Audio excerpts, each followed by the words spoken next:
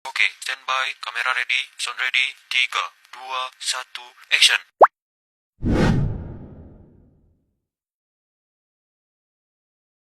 Teman-teman, di sini saya sebagai pemateri pertama ingin menjelaskan terkait dua hal, yaitu yang pertama itu tahapan perkembangan menurut Piaget, Erikson, Freud, dan yang kedua itu perkembangan kognitif, emosional, dan sosial. Nah, sebelumnya teman-teman, kita bahas pengertian perkembangan individu. Nah, kita bayangin, pertama-tama kita bayangin dulu dari bayi sampai kita sekarang itu bagaimana. Dulu itu kita cuma bisa nangis, sekarang kita mulai bisa ngobrol, nulis, dan mikir sendiri. Nah, perkembangan individu itu adalah proses perubahan yang terjadi pada diri kita, dan mulai dari kita lahir sampai kita dewasa. Tetapi yang di sini bukan cuma tubuhnya yang berkembang dan bertumbuh, tetapi juga cara berpikir kita, perasaan kita, dan cara bergaul, juga cara mengenal Tuhan. Perkembangan itu bertahap, dari hal kecil sampai ke hal yang besar, kayak belajar jalan, baru kita belajar lari, seperti itu. Nah, terus berlangsung, tidak berhenti, dari bayi sampai tua tetap berubah. Nah, uniknya, setiap orang beda kecepatannya. Ada yang cepat pintar ngomong, ada yang lambat, ada yang betul-betul sangat lambat, tetapi ada juga yang lebih cepat matang emosinya. Seperti itu, teman-teman. Nah, contohnya, waktu kita SD nih, kita suka rebutan mainan sama teman kita. Nah, pas SMP kita sadar bahwa itu bukan lagi bukan lagi hal baik begitu. Kita mulai berpikir, nah kita mulai lebih sabar dan ngalah. Nah, itu tanda kita berkembang, bukan cuma tumbuh semata. Nah, tahapan perkembangan, yang pertama ini yang saya menjelaskan, yaitu yang tadi sebelumnya saya sebutkan, yaitu tahapan perkembangan menurut para tokoh. Nah, di sini ada 3 tokoh, teman-teman sekalian. Sekarang kita bahas 3 tokoh yang sangat terkenal yang punya teori soal perkembangan manusia.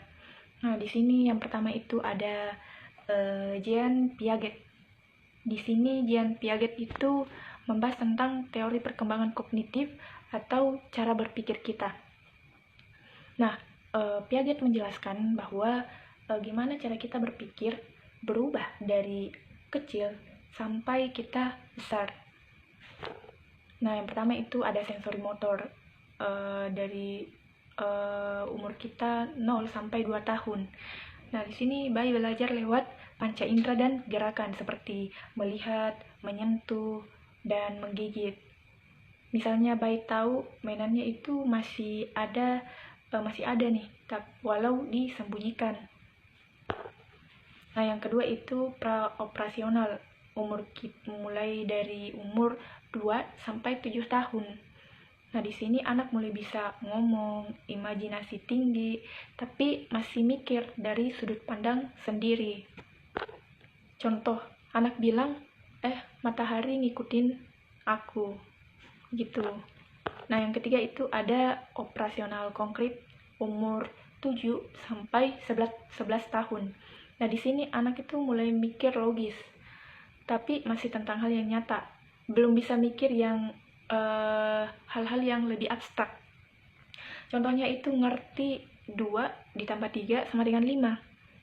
Seperti itu, teman-teman sekalian. Nah, yang keempat itu ada operasional formal, mulai dari umur 11 tahun ke atas. Nah, di sini remaja itu bisa mikir yang abstrak, misalnya tentang keadilan, masa depan, atau hal-hal yang gak kelihatan mungkin. Nah, contohnya itu bisa debat, bisa mikir, kalau aku begini, nanti hasilnya gimana ya ke depannya, seperti itu. Nah, jadi kalau masa SMP itu berarti jika kita sekarang di tahap SMP. Kalau misal di tahap SMP lagi di tahap itu berarti operasional formal, itu kita mulai mikir kritis dan suka mikir hal-hal yang lebih dalam. Nah, yang kedua itu ada tokoh Erik Erikson, yaitu membahas tentang perkembangan sosial dan emosional. Nah, Erikson ini mengatakan bahwa hidup itu kayak naik tangga, yang dimana setiap umur itu punya tantangan, dan tantangan itu kita bisa hadapi jika kita kuat, dan kalau bisa dilewatin, kita bisa menjadi pribadi yang lebih kuat, seperti itu. Nah, yang pertama itu ada baik, belajar percaya sama orang lain, atau trust versus mistrust. Nah, kalau dirawat dengan penuh kasih, bayi tumbuh jadi anak yang percaya diri. Nah, yang kedua, anak kecil dari umur 1 sampai 3 tahun belajar mandiri. Nah, misalnya ini belajar mandiri, belajar makan sendiri atau pakai baju sendiri. Nah, yang ketiga itu anak usia sekolah umur 6 sampai 12 tahun belajar rajin dan berprestasi. Nah, contohnya itu kalau sukses muncul rasa seperti dia mengatakan bahwa saya bisa, aku bisa, seperti itu. Nah, yang keempat itu remaja umur 12 sampai 18 tahun, yang dimana di umur ini kita itu mencari jati diri. Nah, kita mulai nanya bahwa aku tuh siapa, aku mau jadi apa nantinya, bagaimana nanti saya bisa berproses gitu. Nah, kalau kita itu bisa memahami diri kita sendiri dan nilai-nilai hidup kita sendiri, kita bakal punya identitas yang kuat, yang lebih kuat. Nah, yang ketiga itu ada Sigmund Freud, atau membahas tentang perkembangan psikoseksual. Nah, pada tokoh ini, Freud ini, itu lebih fokus ke dorongan dan emosi yang muncul dari kecil. Nah, katanya itu bisa mempengaruhi kepribadian waktu besar nanti. Yang pertama itu ada tahap oral umur 0 sampai 1 tahun, yaitu bayi suka menggigit, gitu, yang menjadi pusat kesenangan. Nah, yang kedua itu tahap anal dari umur 1 sampai 3 tahun, belajar mengontrol diri, misalnya buang air. Nah, yang ketiga ada tahap pelik dari umur 3 sampai 6 tahun. Anak ini mulai sadar perbedaan laki-laki dan perempuan. Nah, yang keempat ada tahap laten umur 6 sampai 12 tahun, yaitu fokus pada sekolah dan teman-teman. Energi seksual. Yang kelima ada tahap genital, remaja ke atas. Nah, di sini pada umur ini mulai tertarik dengan lawan jenis dan hubungan yang lebih dewasa. Nah, teori Freud ini agak tua dan banyak dikritik, tapi masih sering dibahas buat ngerti kenapa kepribadian orang bisa berbeda-beda, bisa beda-beda. Nah, selanjutnya saya akan membahas tentang perkembangan aspek aspek-aspek perkembangan individu. Nah, perkembangan itu nggak cuma soal otak, tetapi banyak sisi lain yang saling berikatan dan nyambung. Yang pertama itu ada kognitif atau pikiran, tentang kemampuan kita berpikir, belajar, mengingat, dan menyelesaikan semua masalah itu. Nah, contohnya kita bisa bikin rencana belajar, ngerti sebab akibat, dan berpikir logis. Nah, yang kedua ada emosional, perasaan, mengontrol perasaan, tentang bagaimana mengenal dan mengendalikan perasaan itu. Contohnya marah, tapi kita bisa tenangin diri.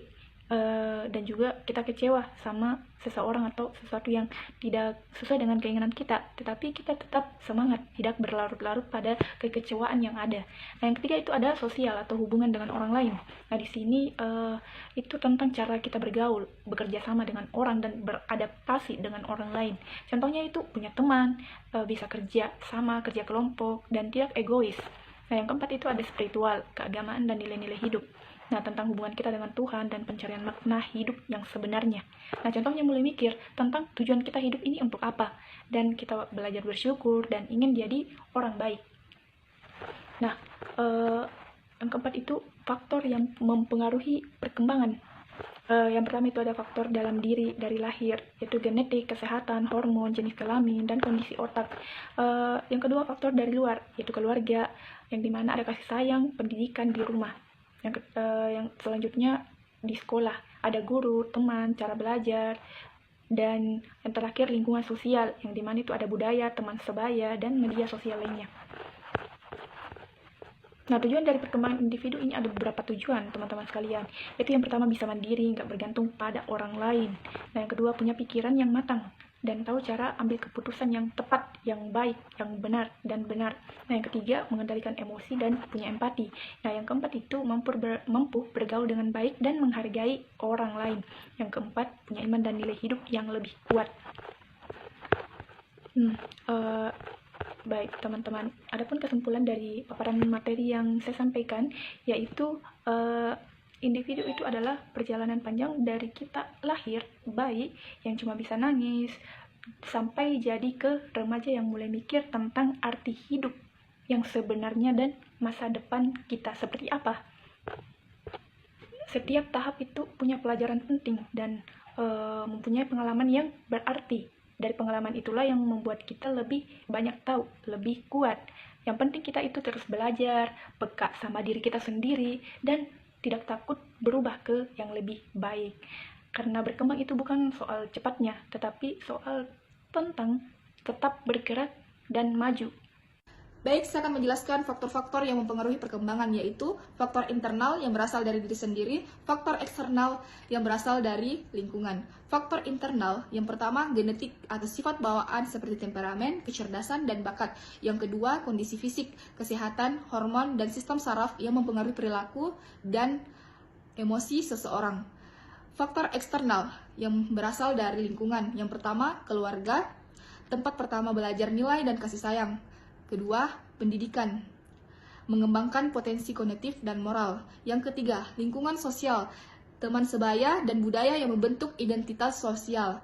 Media dan teknologi yang memberi pengaruh besar pada cara berpikir dan berperilaku generasi muda. Kedua faktor ini tidak berdiri sendiri. Lingkungan yang positif dapat memperkuat potensi genetik, sementara lingkungan yang buruk dapat menghambat perkembangan meski seseorang itu memiliki kemampuan bawaan yang tinggi. Assalamualaikum, saya akan menjelaskan perkembangan rentang kehidupan. Masa perinatal dimulai sejak pembuahan hingga kelahiran. Faktor gizi, kesehatan ibu, dan lingkungan sangat memengaruhi perkembangan janin. Dalam Islam, janin memiliki hak hidup sejak ditiupkannya ruh. B. Masa bayi. Bayi belajar melalui panca indera dan gerakan tubuh. Kasih sayang membentuk rasa aman dan kepercayaan dasar. C. Masa kanak-kanak awal.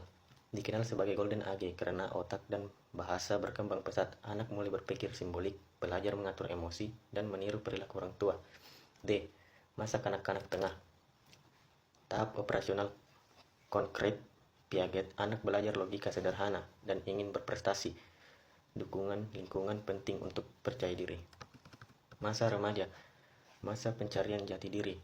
Remaja mulai berpikir abstrak, membangun hubungan sosial, dan mengembangkan kesadaran beragama dan reflektif. F. Masa dewasa awal. Ciri utama, kemandirian, dan hubungan intim tanpa kehilangan identitas. Pola pikir menjadi lebih realistis dan fleksibel. G. Masa dewasa tengah. Tahap refleksi hidup dan kontribusi sosial. Orang dewasa berusaha membimbing generasi muda dan meninggalkan warisan positif. H. Masa dewasa akhir. Tahap penilaian hidup. Individu mencari kedamaian batin dan kebijaksanaan meski fisik menurun.